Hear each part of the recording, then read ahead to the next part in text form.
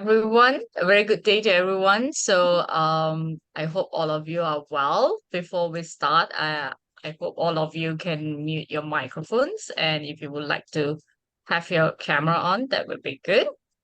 So I will start in right away. Good day to everyone. I'm Santa Nair, the Project Officer for Partnerships and Events at Global Schools Program. So as everyone is gearing up to attend the SDG Summit, the UN today, we are here for an important event. So welcome to the virtual site event hosted by Global Schools Program in conjunction with the 11th Annual International Conference on Sustainable Development, ICSD, which starts today until the 22nd of September in a hybrid mode. Aligning with the theme of the conference, the midpoint of the SDGs, global and local progress and challenges, it is a pivotal year for us to acknowledge how far we have progressed in the Sustainable Development Goals, especially in SDG 4 quality education.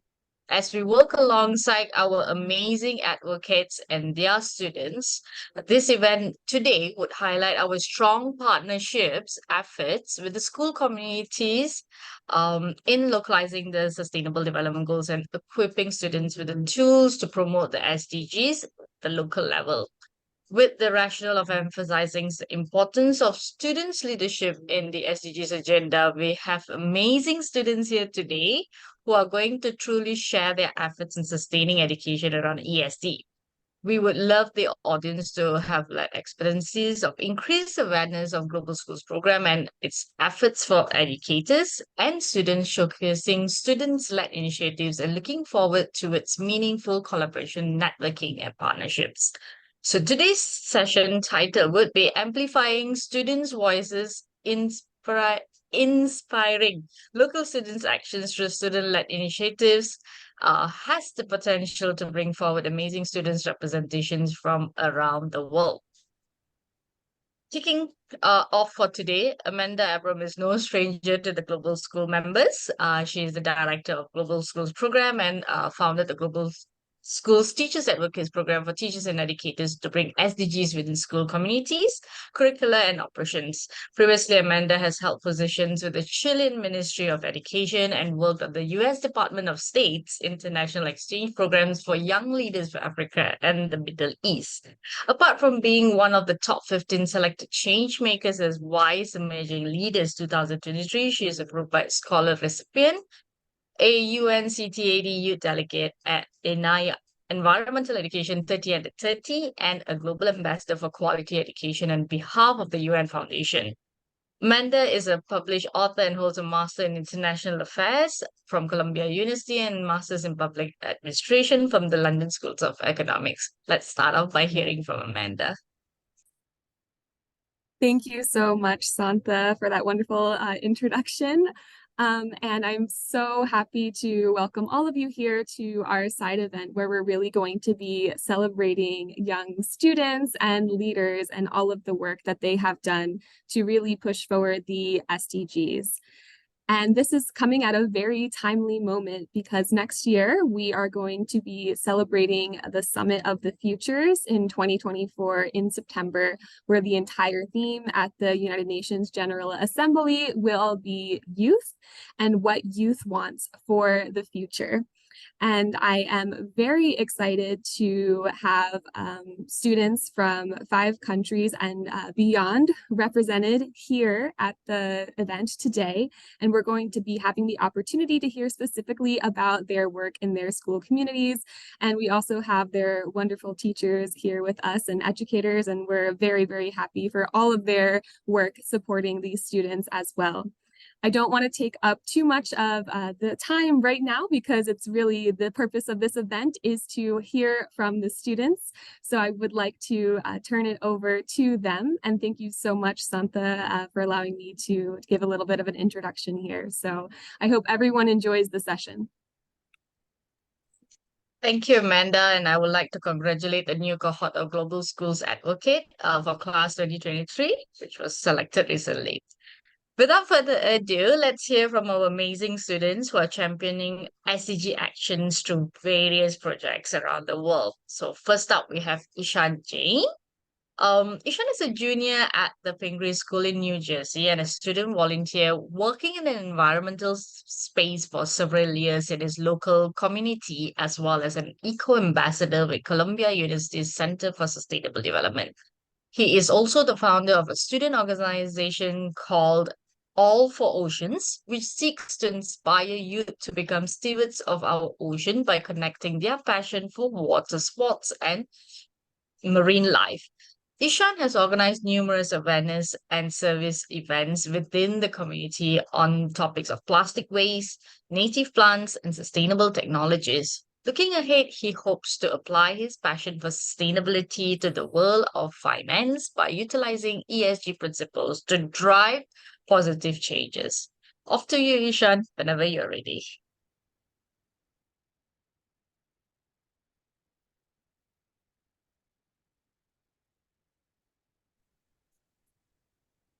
So I just want to confirm if everyone can see my screen. Okay. Yes, Ishan. Okay. Hello everyone. My name's Ishan Jain, and I'm a junior at the Pingree School in New Jersey. And I'm fortunate to be part of Columbia University's Center for Sustainable Development's Eco Ambassador program, which has inspired me to learn about the SDGs and local environmental issues and start small community-based initiatives to solve these issues. I'm particularly focused on plastic pollution and the health of our oceans. So my first experience with the SDGs, particularly those related to the climate and environmental justice, happened 6 years ago in 5th grade when I participated in some activities organized by my school's Green Team in 2017. In one classroom activity, a Green Team facilitator divided up our classroom into two groups, one with a pack of chips and the other with the trash that the pack of chips left.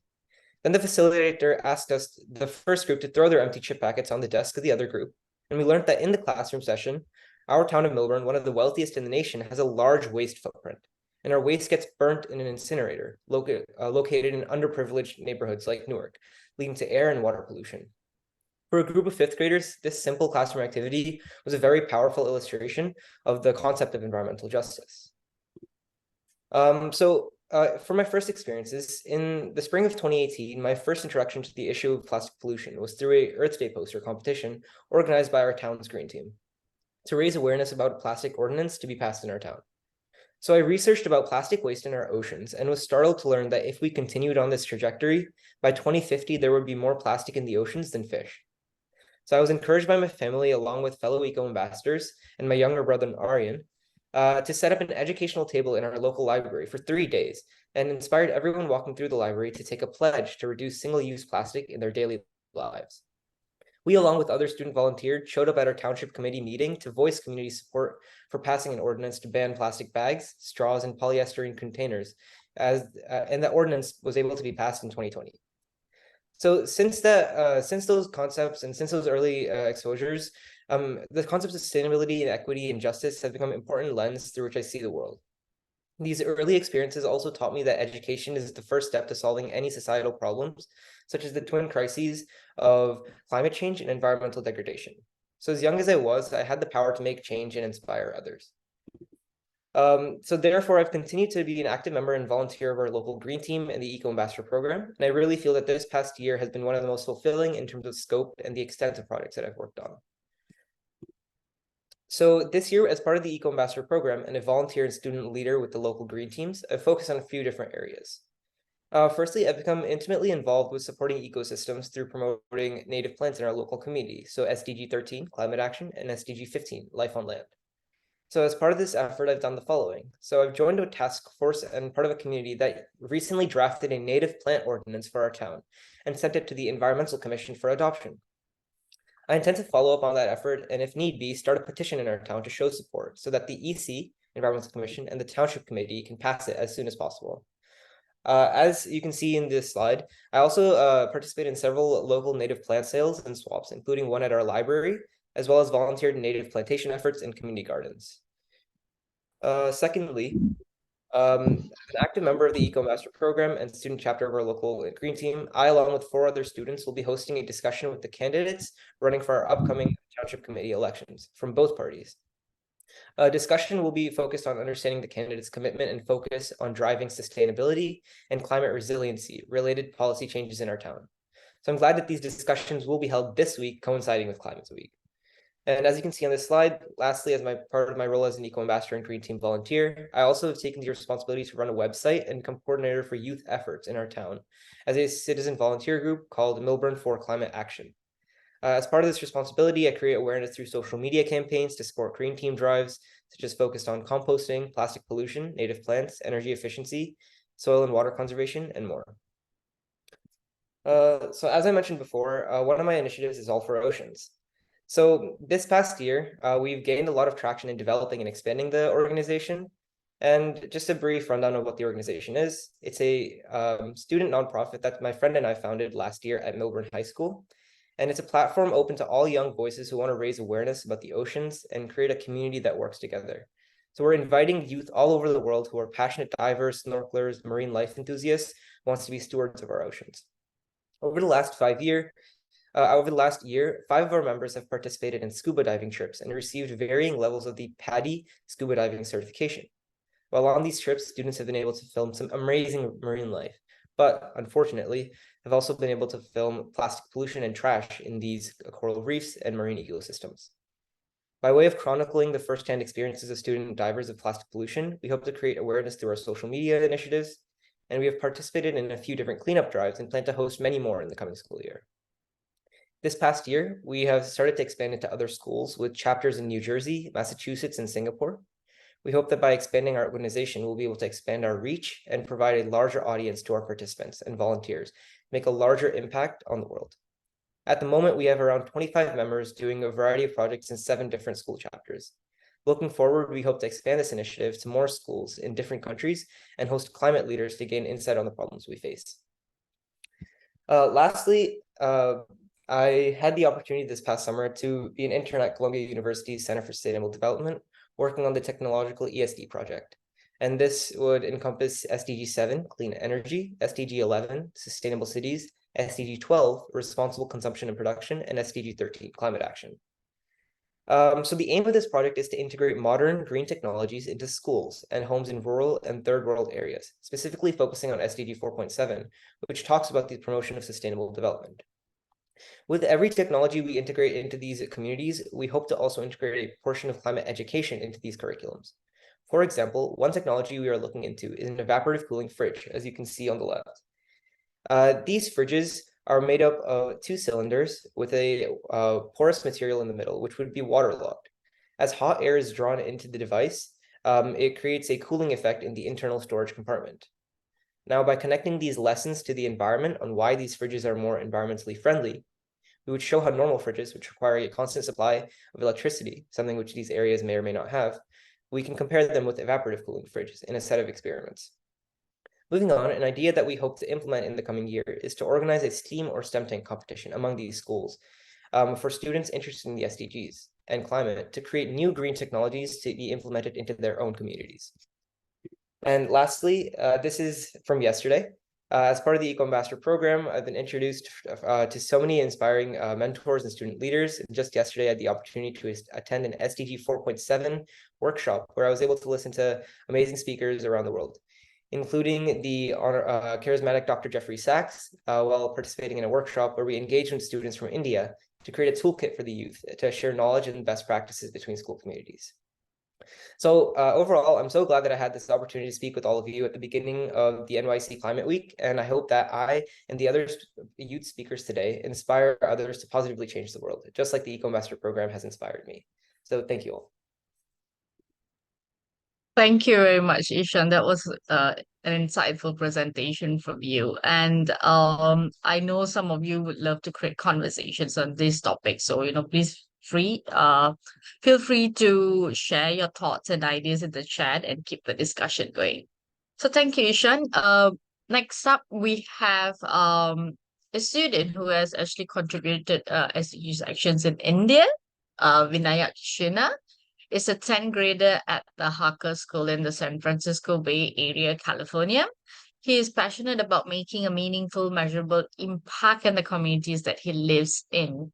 His main interest is learning about climate change, the impact it has had on the communities around the world, and what must be done to address the issue. He's also no stranger to volunteering programs in the health sector, music, and arts. So let's hear from Vinayak. Off to you.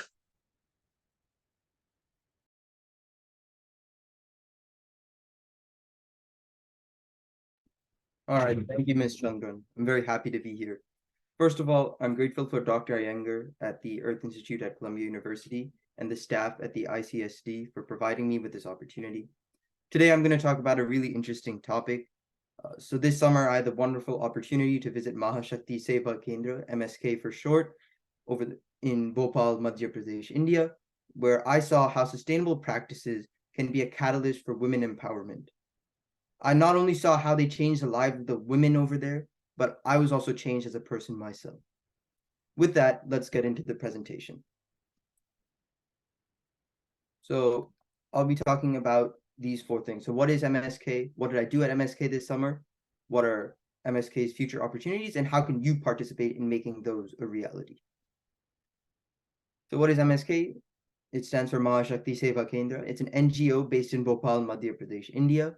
It was originally founded in 1992 to aid the victims of the Bhopal gas disaster, which was the biggest industrial chemical disaster in the 20th century, often referred to as the Chernobyl of chemical disasters. They focus on the empowerment of underprivileged women through sustainable practices, and there are 2 main units currently, the Tailoring Unit and the ICT Center, which I'm going to expand about a little more. So what is the Tailoring Unit? It produces orders for clients around the globe, and it utilizes only old or recycled fabric for their designs.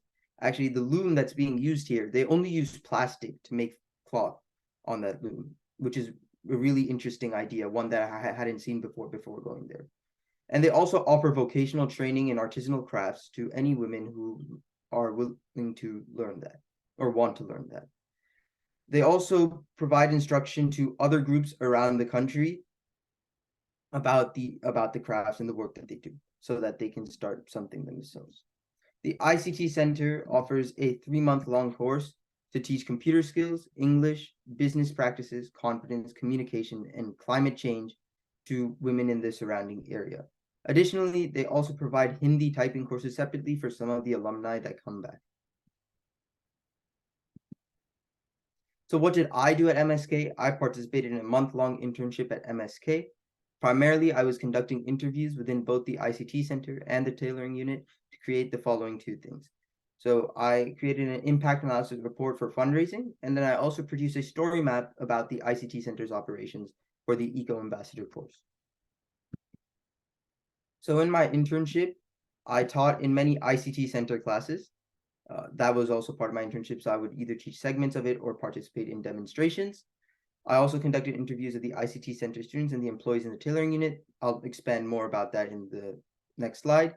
And I also worked with the director to devise an action plan for the coming months. So I'm currently working on that, and we'll continue working on it for the next few months at least. Then regarding my interviews, I conducted 2 sets of interviews. The first set was only for the ICT Center. It was some of the topics that came up was the impact of climate change on them and their families, and also the roles that they play in their households. This was to create a report or the story maps about the ICT Center. Many of them reported that at the ICT Center, they learned about confidence, and now they have greater confidence, and they've also learned a lot about computers as well. However, some of them did highlight some problems within their lives. So many of the decisions that are about them were made by their husbands and fathers-in-law, especially the decision to come to the ICT Center. Many of them said that they came up with the idea and then presented it to their husbands or fathers-in-law to see if it was okay with them, which points towards a gender disparity within the household. Additionally, many of them experienced health issues, especially after the monsoons. And finally, many of them reported that they were unable to practice the skills that they learn in the ICT Center, especially the soft skills such as communication, because they didn't know how to implement that in their daily lives. So to resolve those problems, there are some additions and modifications to the ICT Center model that I've proposed. And then obviously you want to expand the outreach of the ICT centers, and this would be primarily done by making more ICT centers. And then finally, the expansion of the Tailoring Unit. These are all the future opportunities for MSK. So regarding the additions to the ICT Center, in order to reduce the gender gap within households, we would like to have a set of sessions dedicated to the families of the women and not the women themselves. And this would show the families the benefit of having another educated adult in the household. Then next, we would need an updated curriculum to deal with the practice issue. We could implement optional assignments such that the students have something to practice at home. And also, the students deserve the latest information about climate change and business practices, especially due to the COVID-19 pandemic. Those have changed a lot, and some of the slide decks are from 2015. So there is a gap in terms of modern information. Finally, health education. This would entail a medical professional coming in for 1 week or a few days to educate the women about hygiene. It would be very simple stuff so that they can take care of their families and themselves. So the next thing would be to construct additional ICT centers. So the one marked in green is the location of the current one. Right now it has an average radius of 1.5 kilometers. So using data that maps locations of various slums throughout Bhopal, I was able to identify potential locations for another ICT center. And these are placed in areas where there's a high concentration of slums so that they have maximum impact. The next step would be expanding the tailoring unit. So this would mean the incorporation of better and more equipment so that more people can come and MSK can improve the lives of more people, as well as they can expand their operations in the tailoring unit, improvement of the facilities, and finally, increase in the region of the center effect. So this would mean either building more centers or expanding the size of the current one. And how can you participate? Because we do need a lot of help for this to happen. So the first step would be participating in the ICT Center projects. So the first would be a curriculum update. This is a large-scale project and we would require many volunteers. And the idea of this is create a week-to-week set of topics for the ICT Center students, including the discussed ideas such as inviting a health professional, as well as putting the latest information. And then the next thing would be to set up English classes. We are trying to set up English classes, as in the interviews, many of the students did say that they would like to learn English. So for this, participants must be fluent in both Hindi and English, and they would spend 30 minutes to an hour on the weekend moderating a discussion. So this would entail answering any questions that are asked regarding translation or the meaning of certain phrases or words. And we are also looking for interns, and there are many internship opportunities. So for MBA interns, we would like them to create a financial projection for the next 5 years. They would identify categories for spending, as well as create a plan to deal with rising inflation costs. Then for website design, we are looking to add a donation page to our website and highlight the work and items and improve our website. So we would need primarily engineering interns for that. And then of course we need high school students. They could do their small part by participating in fundraising, as well as if they would like to work on the website, they can do that as well. And how can you apply? So a few key things are all interns are required to deliver some final product. This will be established at the beginning of their work time. And interns will have to fund all expenses by themselves, whether that means going to India or working remotely. And interns must provide progress reports about what they're doing week by week. And how can you apply? Either send an email to the director at poojayengar1906@gmail.com or myself, vinayak.s.sinha@gmail.com. Your application will be reviewed and we will send out a response shortly. And finally, if you can't do any of those, you can always donate. So what do we need donations for? We need them for administrative costs. We need them for the expansion of current operations and better equipment for both the ICT Center and the tailoring unit. So this would mean better computers and more sewing machines. So how can you donate? Please send an email to poojayengar1906@gmail.com. Again, this is the email of the director. Or you can visit the MSK Facebook page. You'll find the details over there as well. And finally, if you would like to get something from the tailoring unit, you can purchase items from MSK at their website. So here are a few additional links. This is on the left-hand side is my story map that I created about the ICT Center. And on the right-hand side is MSK's website, www.mskonline.org, where you can find more information about their projects, products, and their mission. Thank you for being so patient and listening to me. So here are a few of my other interests. They lie in playing soccer, math, physics, and music. In fact, the instrument you see on the right is the bassoon. I play the bassoon. So if you would like to connect with me about any of these, in addition to MSK, I'd be open to that. Thank you. Thank you very much, Vinaya. So that was amazing. A very insightful presentation that you do with your community. So if the audience have any questions, you can type it out in the chat. So I do see like some of you raise your hands at Daniela. So you can type it out in the chat as well. We'll have a Q&A right after all the presentations are done, if that is okay.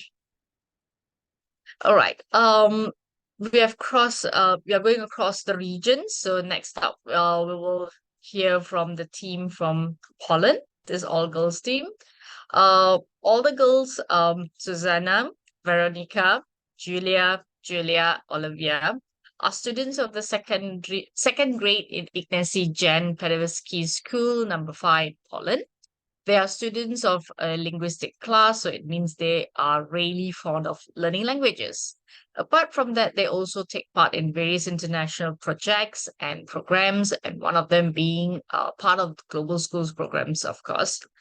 They've been trained by the amazing Mrs. Joanna, who is a Master's of Arts in English Language, Literature and Linguistics. She is a TESOL certified teacher of English, a Microsoft certified innovative educator, and a Global School alumni advocate and a mentor herself. She is a Global Schools program coordinator in her school and also responsible for introducing the importance of SDGs in today's world to both students and teachers in Poland. She is an e-twinning coordinator in her high school in Poland and has participated in various Erasmus Plus projects together with her students. She loves both learning and teaching languages. As a teacher of English, she believes learning a language is also important. It's also learning its speakers' cultures and habits. Thus, she organizes various international meetings, and her students participate in numerous meetings with their peers from all around the world. So let's give it up for the team from Poland. Let's hear from you girls. Thank you very much. And first of all, I would like to thank you for your invitation and the opportunity for us to be here. And we will share the screen now. Please let me know if it is visible. Can you see it, please? Yes? Yes, we can. Okay, girls, so let's begin. Good morning, good afternoon, and good evening to everyone. My name is Veronica, and I am here with our English teacher, Joanna Zielinska, and my friends, Zuzia, Julia, Olivia, and Julia. We all come from Poland, a country situated in the middle of Europe. We live here in the city called Bydgoszcz, which is the 8th largest city in Poland, and which is situated on the banks of 2 rivers, the Brda and Vistula rivers. Here you can see a few pictures of our city. We are all high school students, and we study in Ignacy Jan Paderewski High School number 5. Our school is a general high school here. There are about 40 teachers and 600 students nowadays in our school. Students can learn in 4 types of classes here: medical, psychological, humanities, and linguistics class, which means students specialize in different subjects depending on which class they have chosen to attend. Whichever class we choose, the priorities for all of the students are the same: good education, personal development, safety, and the importance of science and environment in today's world. As a school, we participate in various projects and programs. Last school year, we joined Global Schools program, and today all of us know what SDGs are and why is it so important to work on them. Last September, we decided to focus on 3 of them: SDG 3, good health and well-being, SDG 4, quality education, and SDG 13, climate action. How did we start our journey with SDGs? in our English classroom. We had a number of lessons devoted to SDGs. First, we got to know them. Next, everybody chose the most important ones in their opinion. Then, by means of class and group discussions, we all together decided which one we want to focus on. Here is just one example of such a lesson, a critical thinking lesson about second-hand clothes based on SDGs. This time, our English teacher wanted us to understand and become aware of the labor, time, and money spent on producing clothes, a single cotton t-shirt in particular. We began the lessons by reading a text about clothes production and the conditions in sweatshops, which we discussed together. Then we watched a video about a man who traveled across Ghana and investigated the second-hand clothes market. We did some pre- and post-watching activities. The final part of the lessons we spent doing research on the internet to find out and describe the whole process of producing a single t-shirt. We not only learned the importance of SDGs 1, 2, 8, 9, 10, and 12, but appreciated the hard work of other people, and we will value the clothes we wear much more now. As one of the SDGs we have chosen as our priority is SDG 3, good health and well-being. By means of a class discussion, we decided to work on first aid and find out why it is important to give first aid, to know how to do it, and why people are afraid to do it in emergency situations. Having found out the answers for these questions, we decided to have first aid training in our school, conducted by our first aid certified peers who are students of our medical classes. Our school cooperates with Nearby Montessori Kindergarten in various fields of knowledge. Once, our English teacher came up with the idea of sharing our first aid knowledge with these little children. Thus, first we had an English lesson about potty pots together. Both our little friends and we enjoyed it a lot. And I must say we felt really proud of ourselves that we could teach them something new. Then our first aid certified students conducted a training session for these 5- and 6-year-old children in order to show them what they could do in case of some emergency. These sessions were conducted in Polish. Here we would like to mention that our friends are really well qualified first aid givers, and our school first aid team took part in first aid district contest and we won it. As we have already said, one of the priorities in our school is to make us students aware of the importance of science and the environment in the modern world. In order to promote science among us, develop our scientific thinking and lab skills, and also make us choose the best job career paths in the future, our teachers started cooperation with the local university and one of the hospitals here. In this way, we are able to attend lab workshops there, and as you can see in the pictures, this time we had a chance to test the ingredients in food, and another group of students had a science lesson in the Department of Clinical Pathology and observed the tissues infected by various diseases. Such lessons are really interesting and make us understand the importance of science, the environment, and good health. Again, our knowledge needs to be passed on, so there's a little scientists academy club in our school. Thus, our students and chemistry and physics teachers have classes with children from the Montessori kindergarten, and we show them various simple experiments. Our biology teacher explains to them, for example, how our brain works.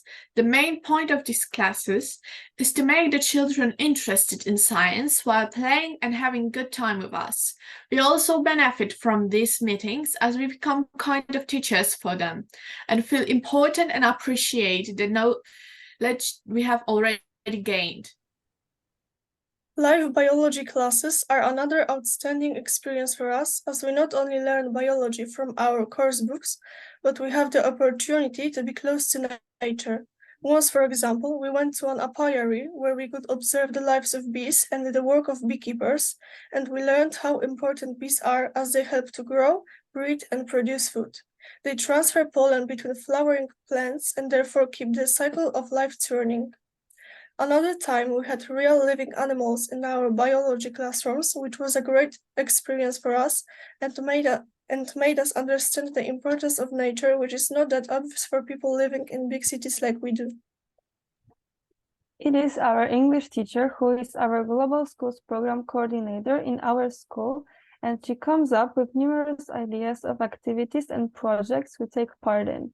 She believes that learning a language is also learning its speaker's culture and habits, and she enables us to participate in various kinds of international meetings with peers from all over the world. We attend language learning meetings when we practice English, culture-based ones during which we share and learn a lot about the participating countries' cultures, discussions and debate meetings during which we discuss and share our opinions on different important subjects. Here you can see just one example of a debate we took part in and Mrs. Zielinska conducted for us. An international debate for teenagers, extreme consumerism is affecting the world in a negative way. I have shown you here just a few examples of the projects and activities that have been done in our school in order to promote and understand the importance of SDGs in modern world. Thanks to them, we broaden our horizons and become more self-aware citizens of the world who really understand that we should respect other nations and their cultures, and who know the importance of science and environment protection in today's world.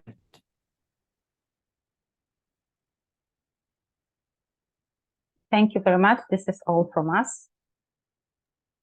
Thank you very much, Team Poland. So I'm sure every student's good effort is especially from good teachers as well. So job well done, Mrs. Joanna, on your work. I'm super impressed by this. So going back to the time constraints here, so I would love everyone to actually type out your questions in the chat for the students and the teachers. So for basically, if you want to get in touch with the school, it's important for you to get in touch with the teachers because due to privacy protocol. So it's best you get in touch with the teachers so they will be able to, maybe all of you want to work together someday in your projects. All right, moving on from Holland. Next up, we would hear from Jordan. So we have an amazing team from Jordan who is going to talk about a lot of sustainable cities and environment. First up, we will have Ranim. She's 11th grader from the British International Academy. She enjoys reading mystery novels as it supports developing her thinking skills.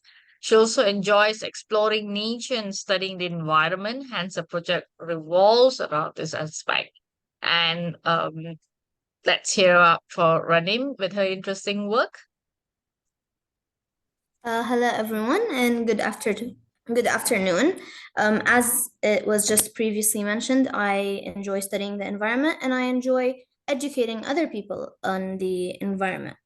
And so the project of this, I just want to make sure, can everyone see my screen? Yes. Yes. Okay, so the project of this initiative is an interactive blog directed towards the youth group ages 14 and above.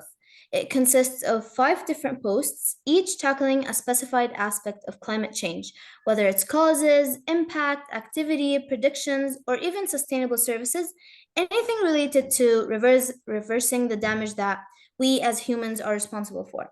And so through informal writing, sarcastic expressions, font, tone, and images, the blog sparked the interest of teenage readers and delivers information on the environment without seeming like an encyclopedia or an article. Its main goal is to raise awareness, and that is especially throughout the local community. And so it was shared on social media, the platform of my school, and my own personal social media. And so far, I've had 180 readers from all around the globe. Moving forward, I aim to gather more by providing regular updates on the environment and the earth and the latest events happening, such as the burnings in Maui, Hawaii. The following are images of the blog.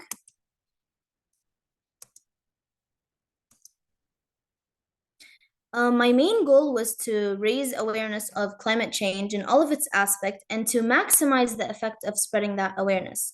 And so that the people that I influence can influence others, and the chain keeps going of engaging future and current generations of youth in taking action towards achieving the SDGs and restoring a sustainable Earth by 2030. Along the way, I did face difficulties in countering misconceptions on climate change, and so I aspired to create an impact on the reader's perception of climate change and the urgency of reversing it before it's too late.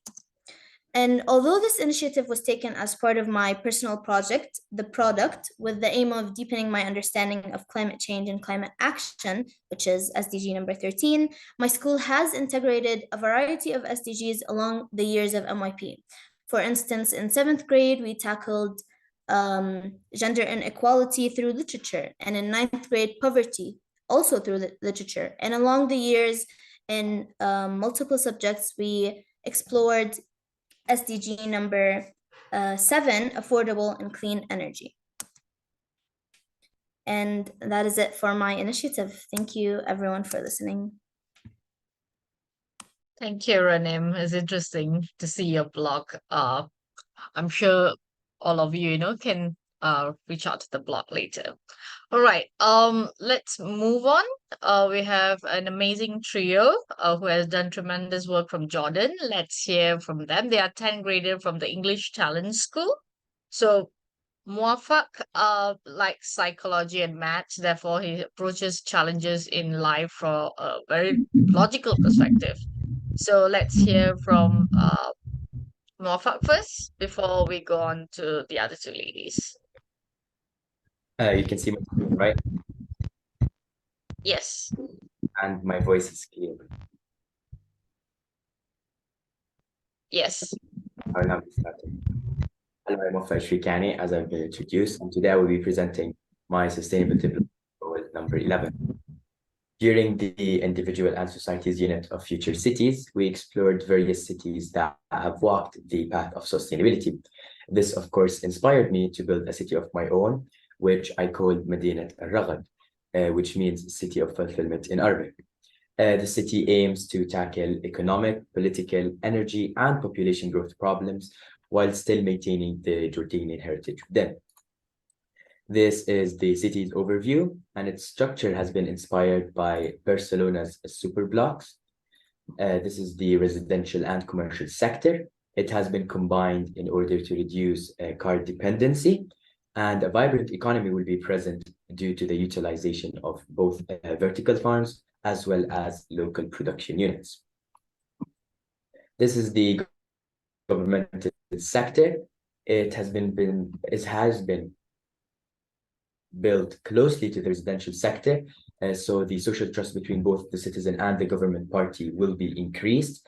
This is because, according to an interview conducted by the International Republican Institute in 2022, 40% of Jordanians believe that the government is headed in the wrong way. So this will increase the social trust between both parties. Back to the residential/commercial sector, population growth will be controlled through pricing. And as you can see here in the middle, these are landmarks. These, alongside food and beverage units, as well as museums, all will be utilized in order to reflect the Jordanian culture. In the industrial sector, both solar and wind energy will be used. Wind energy will be used due to the 8.5 meter per second wind speeds, and solar energy will be used due to the 316 average sunny days experienced annually in Jordan. The main challenge that I would face when building the city would be providing adequate investments in the services and the clean energy that the city provides, because investors will be drawn away when faced with the substantial issues that Jordan faces and the time needed to address them. However, this project has still taught me a lot, and I aim to improve Jordan's citizens' practices and reduce the dependency on harmful products that harm the environment. Of course, all this project and all the following projects in Jordan have been sent to government officials, and we are awaiting for a response. Thank you. All right, thank you, Marfa. Let's hear from Zainab. So, as she's part of the IBMYP program, she believes that this is an opportunity that will allow her to synthesize and reflect the knowledge she acquired by sharing details around her project and proposing comprehensive, inclusive solutions tailored to covering all facets of sustainable cities to create a whole framework. So, let's hear from Zainab.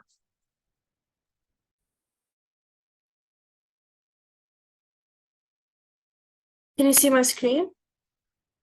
Yes.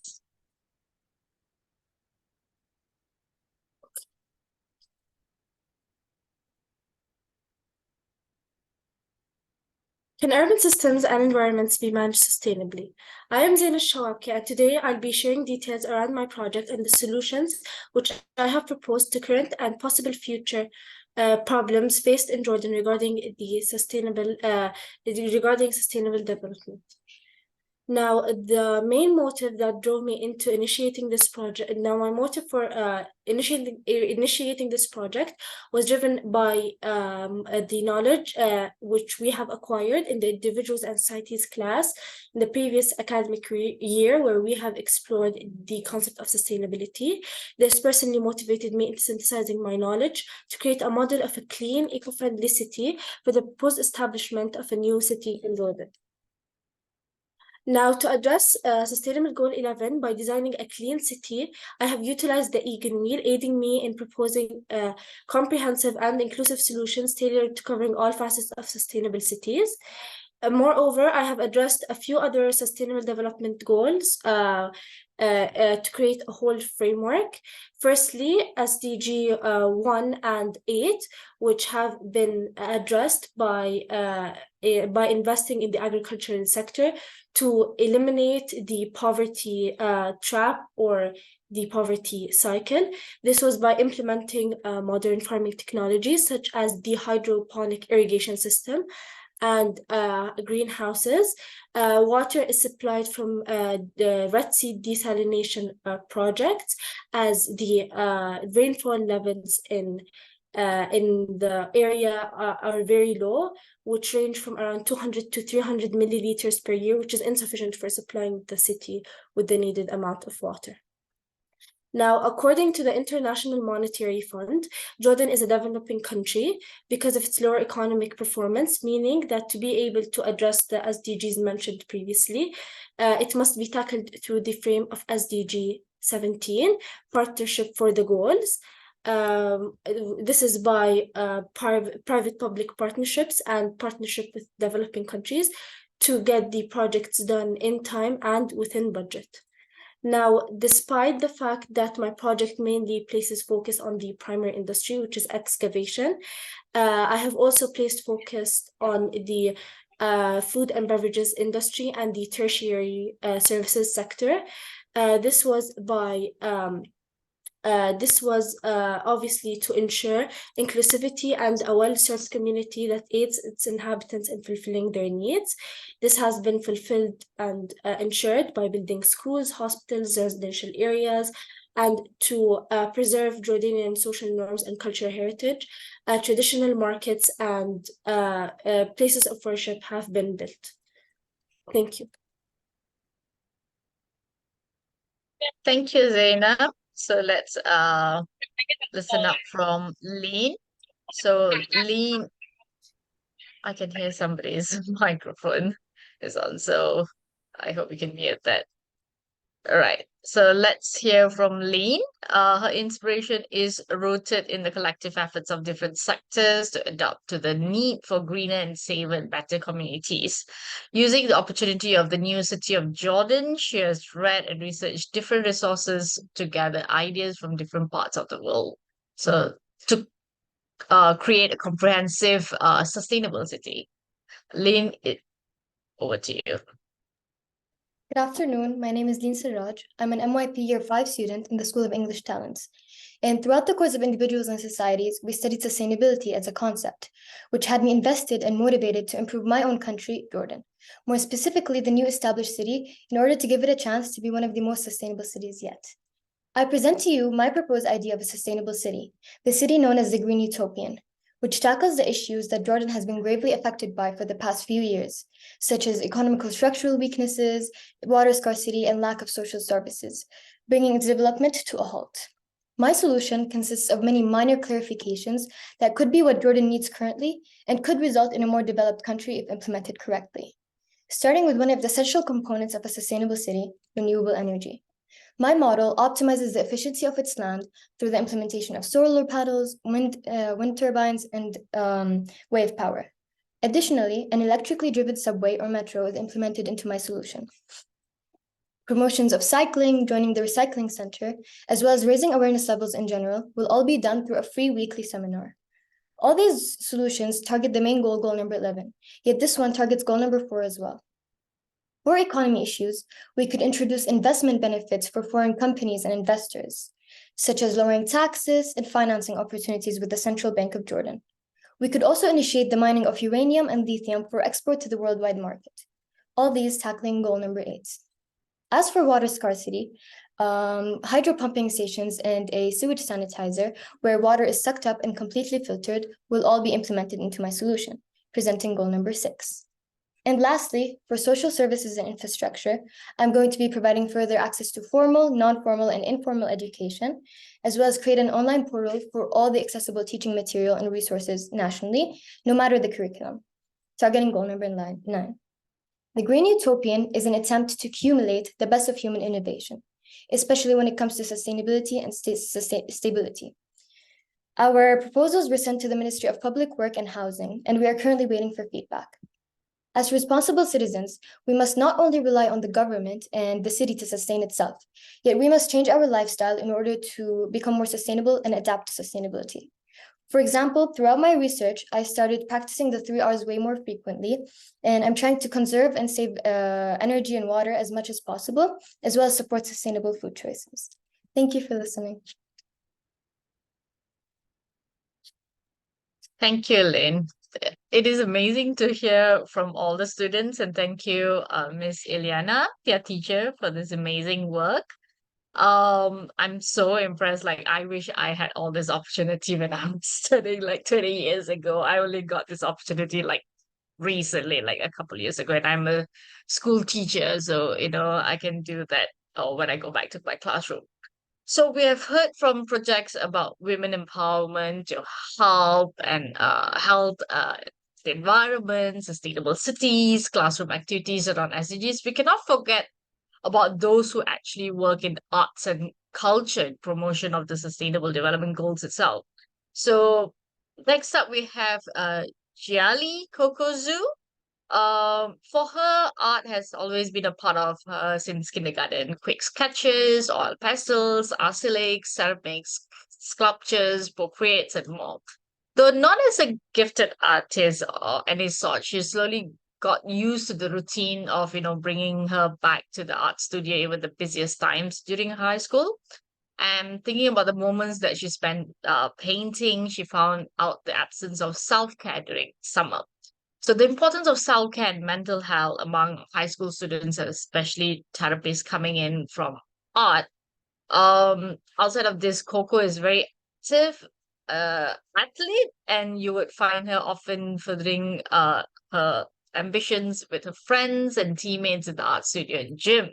So I like how students actually create work around art and then sports rather than only women empowerment, sustainable cities, and classroom activities. So we need a holistic approach around the SDGs. So without further ado, let's hear from Coco.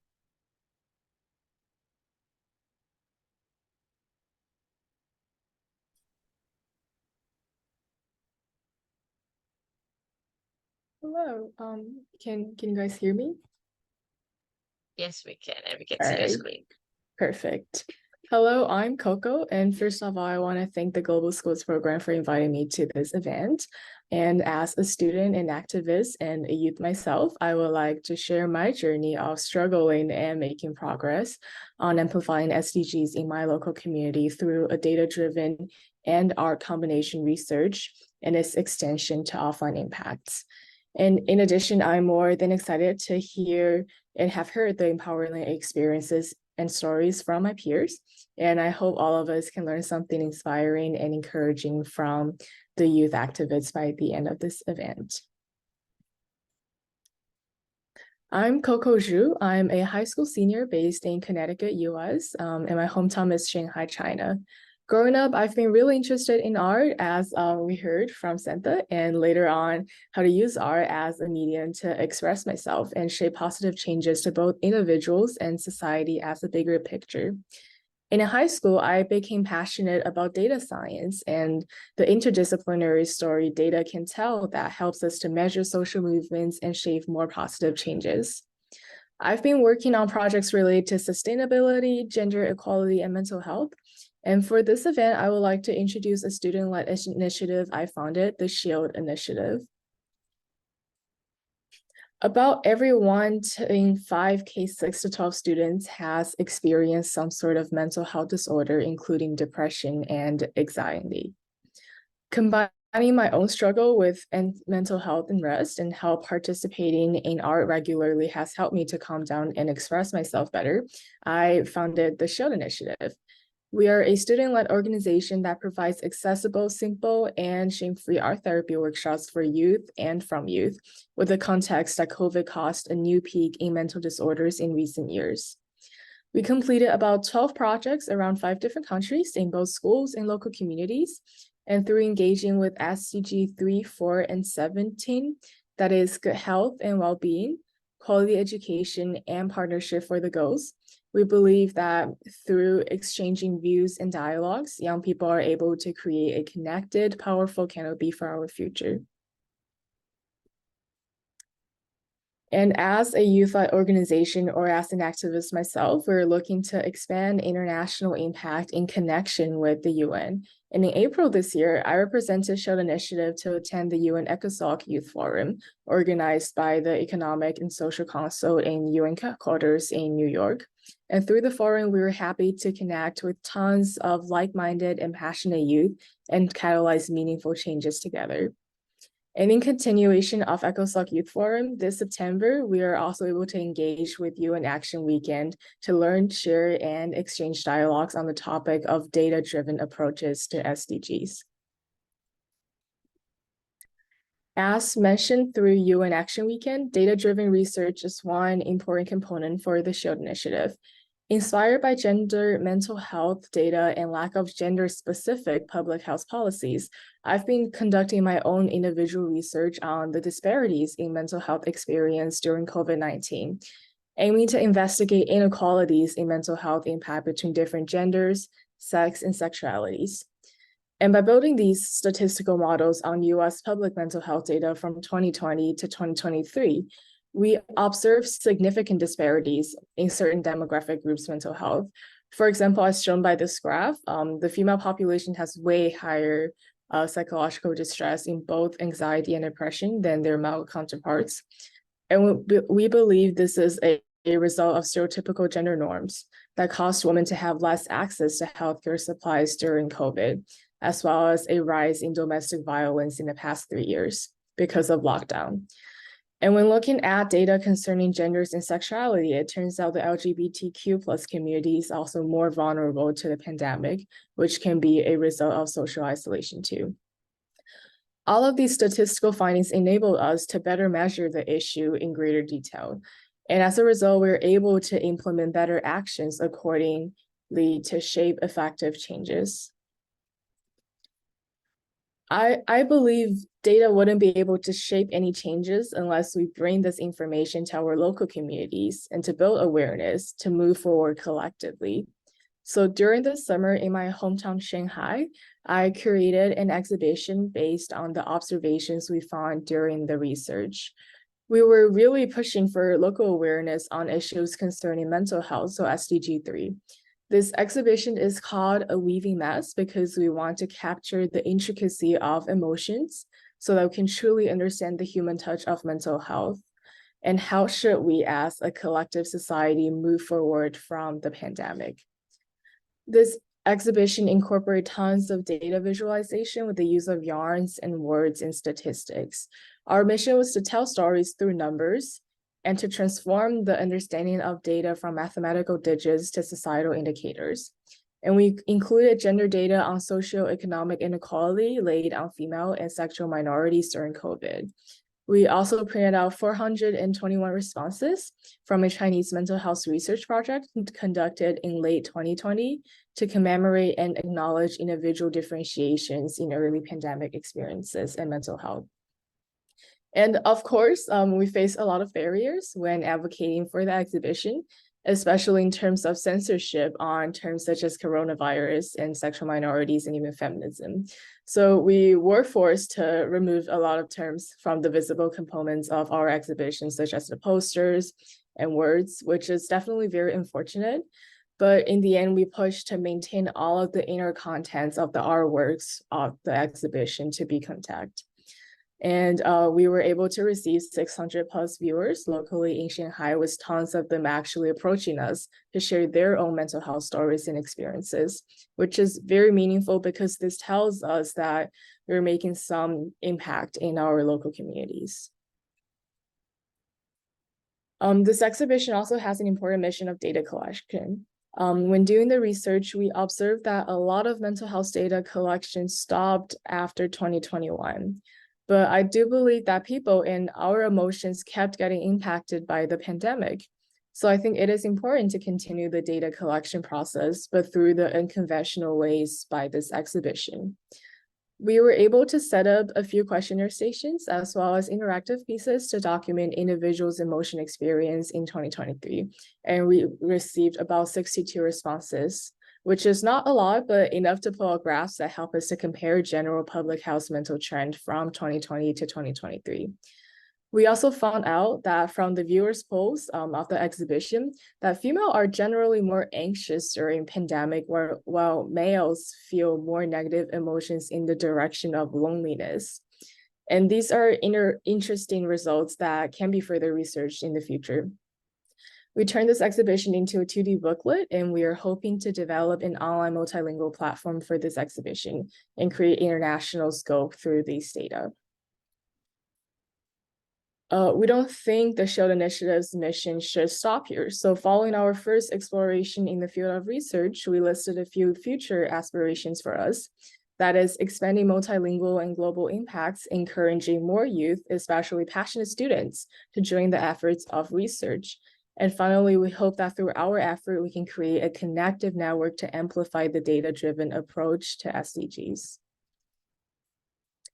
This is the end of this sharing. Thank you for listening, and thank you again for this amazing opportunity from the Global Schools Program. And please feel free to reach out to the SHIELD Initiative for more questions and informations. Thank you so much, Coco. That was amazing. I'm literally mind blown today with every student's initiative here. Like, all of you are amazing. So I know that today starts the UN SDG Summit and all the world leaders are there at the UN. I have a question to all students here who just presented. You can unmute yourself and answer, including the teachers. What is your message for the world leaders at the UN this week? I know it's a very important year. So what would you want to tell all the UN leaders out there who's hustling in New York? Anyone could start. Joanna, Eliana.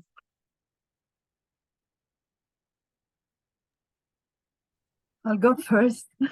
First of all, thank you for the opportunity for our students to display and demonstrate the work that they've been doing. Definitely, I'll speak on Joanna's side. We're both really proud of our students and what they've been doing. And I believe we all heard students who are of different ages, and they're still in school. They haven't graduated yet. Yet they were able to understand the problem, tackle it from a sustainability perspective, and give you solutions that are really applicable, and they can really work within the society. So if students can do that, I think anyone can, especially leaders. So most probably what we're going to say is, if students can do it, this means we can, and the future is definitely our students. So definitely hats off to all educators out there. Education is the best key in order to solve all world issues. This is something that we believe in, and this is something that we can see it actually coming true when we're looking at our students' project. Probably we're going to be looking at more support to education, more flexibility to be able to inspire those students and continue the work that we've been doing. Thank you, Eliana. Joanna, you want to add up to that? Yes, I would like just to congratulate everybody here. And as Eliana has just said, I agree that looking at our future, it means our students, and I'm really proud of all of them. And I think that we can feel safe and our future is in their hands.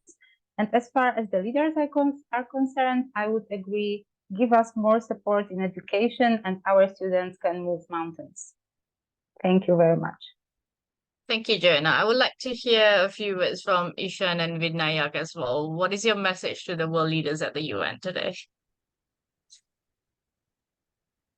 I think it kind of got encompassed by Eliana and Joanna, but I think listening to everyone here and including myself, I feel that if we were able to do this just as students in high school and in whatever school you guys are in, I think that everyone can and everyone can make a difference. And over these last couple of years, as I've been doing these environmental initiatives, there's a quote that I've been using in many of my write-ups from the UN guidebook, which is, it's not about just one action, it's about millions of actions coming together. And I think that kind of encompasses it. So I think to the leaders, the UN leaders and leaders all over the world, I think we all need to come together to solve the problem. And yeah, so with this Climate Week, I hope all of you guys can, maybe do something. Even if it's small in your communities, if all of us do it, then all of us can make a difference as we come together. Thank you, Ishan. How about you, Vinayak? I think it is important to remember how it affects the people, because while they do pass many policies, we need to understand how it affects the average person's life. So we need to keep that into consideration when we pass our policies and bills. Thank you. How about you, Coco?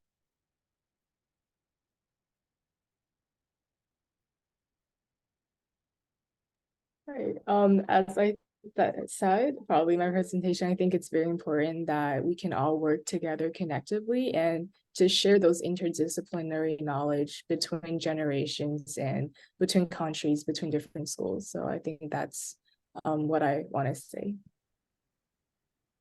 Amazing. So I have one question from the members of the floor here, since we have like 5 minutes extra time. Sarah Santillan, I hope you are here, Sarah. So her question is like mind-blowing. Like, all of those presentations are inspiring and truly boosting motivation. I wonder, how do you get actually started? It's not easy to start, but I'm sure the teachers are there to help. And she's new to the school, and she has been in touch with so many admins of ESD and her roles in advocacy and her challenges. She works in primary, and she does it stretch this initiative all the way. So this is Joanna and Eliana can say one or two words on that. How can, as a teacher, how can you actually start it off? My suggestion is start with what is your goal? What do you want to Eliana, achieve you're with the not there. student? Okay. Is it clear now? Yes. Okay. So my suggestion is to start with what is your goal? So try to identify your goal. What do you want to achieve with the students? And then try to basically explore your surrounding and the environment. Usually the news, the neighborhood, they are really good source for us. So you might want to ask your students to take pictures from the surrounding, let them observe and actually identify what is the issue. Because sometimes students, when they keep on seeing the same scenes, they don't identify it as an issue. They see it as, this is the reality that we're looking at. And what we want our students is to say, no, this is not the reality. We can change the reality. So pictures, show them news, ask them to identify what is wrong, what can you say, how can we improve it, how can we change it? And this is how we're empowering students' voices and actually giving them the choice in choosing what they're doing. After your students, they come up with their own choices. This is the teacher's job. Simply have a seat with them, discuss, and try to come up with your own action plan. and simply identify what you want to do first, second, and third. And the rest is basically something really easy. And I would give another suggestion, simply look at Global Schools website. They have a lot of websites and a lot of lesson plans that can actually really help you and guide you. And we have specific lesson plans for primary students, and you can find them in different languages as well. Hope this helps. Thank you, Elena. Joanna, you want to add up? Yes, I just want to say that the first important thing is to listen to our students and follow their ideas, because their perspective, their view on different subjects can be really surprising and profitable. And just start with discussing the ideas they want to focus on and what they think is important. And in this way, the project that we are doing together will be a success. Right, amazing teachers out there. I love what you do. Thank you so much to our amazing speakers. Next up, we have a little bit of from our organizing team. I have my colleague here, Hafiz Jawad, who is the project officer for partnerships and events. He's a climate activist and sustainability advocate from Pakistan. He works with the WWF Pakistan. He works as a delegate for COP27 and COP26, and he will be definitely going for COP28 and also the country focal point for COE 17 and COE 16. Due to his work in policy advocacy, youth engagement, and climate activism, he was invited by the US Department of State on an international leadership exchange program in the US on air quality and climate change. Today, Jawad is going to share with you on how you could partner and collaborate with Global Schools. Over to you. Hi, everyone. Thank you so much, Santa, for this great introduction. And it was great and so much learning for me, actually. And thank you so much for staying through the session. I'm going to share my screen. So just let me know when you can see my screen.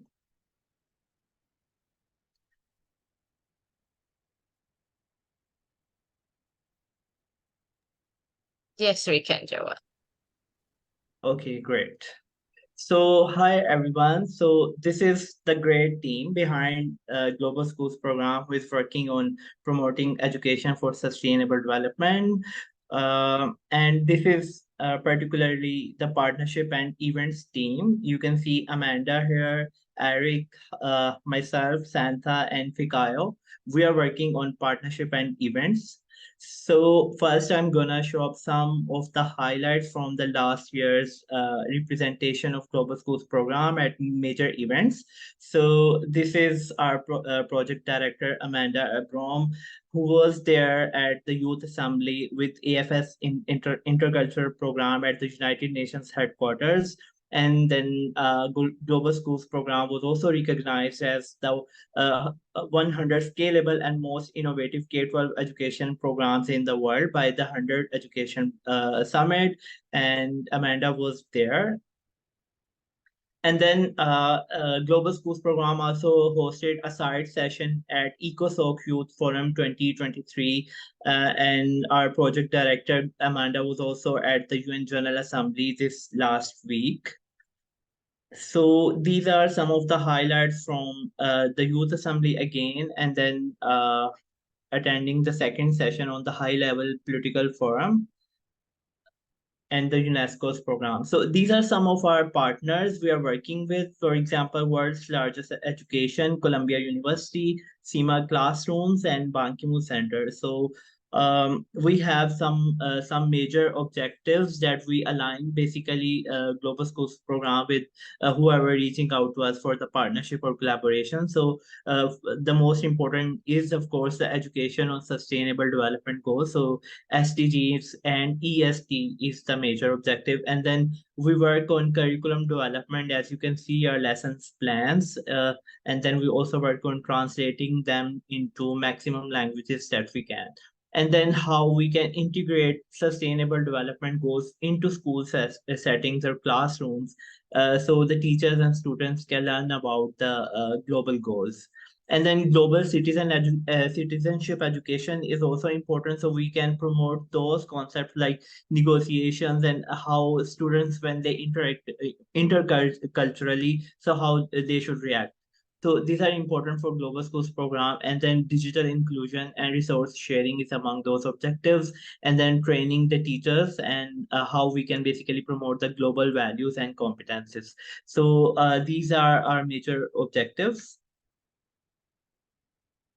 And then this is also important to understand that Global Schools program work at all levels. So we have a presence at global level. You all know we are a project of UN Sustainable Development Solutions Network, but we are also part of the local action. So you can see all the schools and teachers who are part of this program, they represent SDGs and their work at the local level. So this is important for Global Schools program. And then we have regional representation as well. So we have some of the strengths that we are proud of because we have worked through this all these years. And now the Global Schools program is, I guess, the largest international network of K-12 schools, and we are adding approximately 300 schools every year in Global Schools program. And then we have expanded to so many countries, like more than 100 countries and territories. So this is also one of the strengths of the Global Schools program. And our Global Schools program is also has a benefit of having international recognition because it's a project of UNSTSN again, and it works under the auspices of the former UN Secretary General. And not the least, but Global Schools program has this dynamic staff and vibrant project team that works and represent Global Schools program at all levels. So if you're interested in partnering with Global Schools program or any collaborations that you can think of, you can always reach out to us. So these are some of the contact details of the team. So I guess thank you so much for this, and I will pass it on to my colleague Santa again. Thank you, Santa. Thank you so much, Jawad. So, if anyone would love to partner with us through programs and events, so in the chat we have all the links. Some of you have asked about the WorkKids program, so we just had a new batch of WorkKids Global Schools program at WorkKids, and we'll have the application open next year. So without further ado, I would love to have like a group picture with all of you as a remembrance. So if you could turn on your cameras, looking good. So we will have a quick one. I love how some of your family members are here as well to support all the students. That is nice to see. All right. So Santa, do you want me to take the picture or? Yes, sure. Thank you. Okay, perfect. I will do that. So I think everyone has turned on their cameras. There's a couple screens here, 5 screens of people. So I will start with screen 1, everyone. All right. 1, 2, 3. This is the second screen. Okay, thanks everyone for your patience. 1, 2, 3. This is the third screen. 1, 2, 3. And finally, the last one. Thank you, everyone. Thank you, Amanda. So we really hope you could reach out to us for future collaboration and strong partnerships, as we want to hear more from the students as we champion our mission in education for sustainable development. Lastly, thank you so much for the Global Schools program team working behind the scenes to put this together. I know it's been a hectic week. Everyone is like at the SDG summits running around with UNGA. And thank you to the audience for your time. Thank you to all the students and the teachers. We hope to see you all in the next event and enjoy the rest of the conference alongside all the side events and hybrid events corresponding with the SDG Action Week and the UN General Assembly. Thank you for supporting us and have a great day.